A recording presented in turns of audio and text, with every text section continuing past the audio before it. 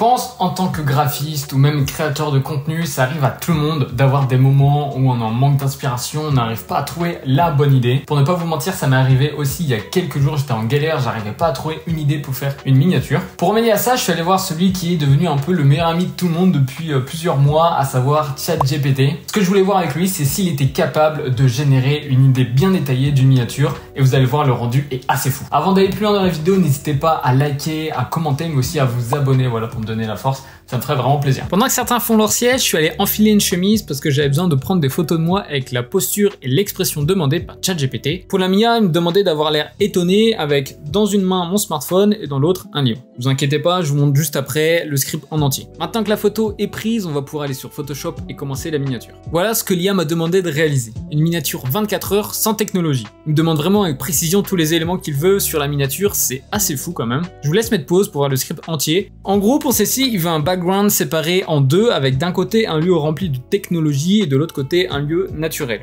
Au centre, le sujet, à savoir ici moi, avec du coup du côté gauche ma main avec le téléphone du côté du coup technologique et de l'autre un livre du côté naturel. Il veut aussi qu'il y ait un titre sur la miniature, à savoir 24 heures sans technologie. Maintenant qu'on a bien pris en considération les demandes de l'IA, il est temps de passer à l'action. Dans un premier temps, je commence par venir récupérer les photos prises juste avant. Malheureusement, j'avais mis les mauvais réglages sur l'appareil photo, donc les photos n'étaient pas de hyper bonne qualité. Je vais donc avoir un peu plus de travail supplémentaire pour corriger ça. Après avoir fait les premières corrections sur ma photo, j'ai eu l'idée de séparer mon visage en deux avec le côté technologique qui sera un peu plus marqué par la vie, en y ajoutant une cerne, des boutons, des taches, etc. Tout ce que vous voulez. Je pense par la suite, ça va permettre d'avoir une meilleure compréhension de la miniature. Ensuite, je suis allé chercher sur internet des images de bureaux et de nature pour le fond. Pour ce qui est du côté technologique, j'ai rien trouvé de vraiment très intéressant. Il n'y a rien qui me donnait vraiment envie. Donc j'ai pris la décision de créer moi-même mon décor. Voilà, comme on dit, on n'est jamais mieux servi que par soi-même. Je vais donc sur différents sites récupérer l'ensemble des éléments qui viendront venir composer cette partie de la miniature. On y trouvera un bureau, un écran d'ordinateur, des consoles, etc., etc.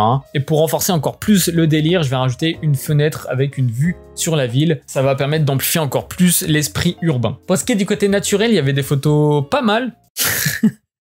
Ouais, pas mal. Ouais, pas mal. Pour le côté naturel, il y avait des photos intéressantes sur Google, mais j'ai préféré utiliser l'IA pour en générer une. C'est vrai que j'aurais pu aussi créer ma propre scène, mais j'avoue, j'ai fait un peu le feignant ce coup-là, parce que voilà, c'est pas une miniature qui est pour un client. J'allais passer assez de temps déjà sur ma composition de ma scène technologique, donc cette fois-ci, je voulais faire simple pour celle-ci. J'ai donc généré une belle image d'une forêt avec un lever de soleil, comme demandé par le script. Maintenant que j'ai mes deux images, je commence le plus important, à savoir l'ambiance sur mes différentes scènes. À gauche, je vais venir l'assombrir et rendre le ton beaucoup plus bleu. J'ajoute aussi un fond d'écran sur le PC, un truc bien cyber pour venir encore plus approfondir le délire. À cause de la mauvaise qualité de ma photo, mon téléphone rendait hyper mal, donc je vais venir le remplacer. J'avais envie qu'il y ait le reflet de la lumière du téléphone qui vient se refléter sur moi, donc je vais y ajouter un effet avec des rayons lumineux. Puis voilà, pour terminer, pour vraiment que tout aille ensemble, je vais venir peindre la lumière sur mon visage. Ensuite, je m'occupe du côté naturel, je viens rajouter les reflets de la lumière ambiante sur mon corps et sur ma tête. Je remplace ce livre qui était tout tordu à cause de la déformation que j'ai faite plus tôt. Je le remplace par un beau livre bleu et je viens y ajouter mes ombres. Je trouvais que ma scène de gauche était encore trop éclairée, alors je viens y remédier en l'assombrissant.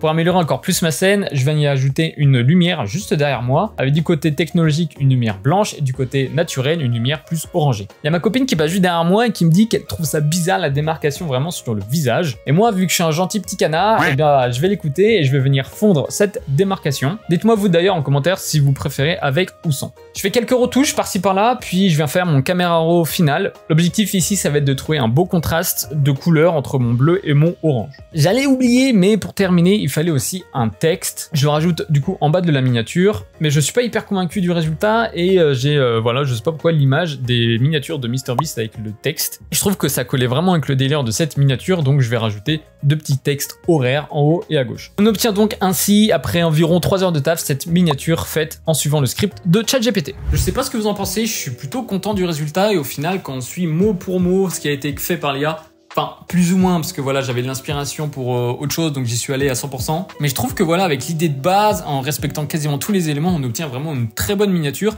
et quelque chose de assez professionnel, enfin, qu'on peut retrouver carrément sur YouTube. L'objectif de cette vidéo, c'était de voir si, en suivant un script de ChatGPT, on peut obtenir une véritable miniature. Et je pense que la réponse est oui. La conclusion de tout ça, c'est si jamais un jour, voilà, vous êtes vraiment en manque d'inspiration, vous galérez à trouver l'idée qu'il vous faut pour votre miniature, vous pouvez utiliser une IA, là ici ChatGPT, lui demander voilà avec quelques mots-clés la miniature qu'il vous faut et il va vous donner une idée ou va même des fois en proposer plusieurs. Donc ChatGPT peut vraiment être un soutien dans ce sens-là pour les graphistes, que ce soit pour faire des miniatures ou autres. N'hésitez pas vous aussi à tester et même avec le même script que celui de la vidéo et à m'envoyer vos réalisations sur Twitter ou même sur mon Discord. En tout cas, j'espère que ce concept vous a plu. Avant que la vidéo se termine, n'oubliez pas de vous abonner pour me donner la force et nous on se retrouve dimanche prochain pour une nouvelle vidéo. Ciao!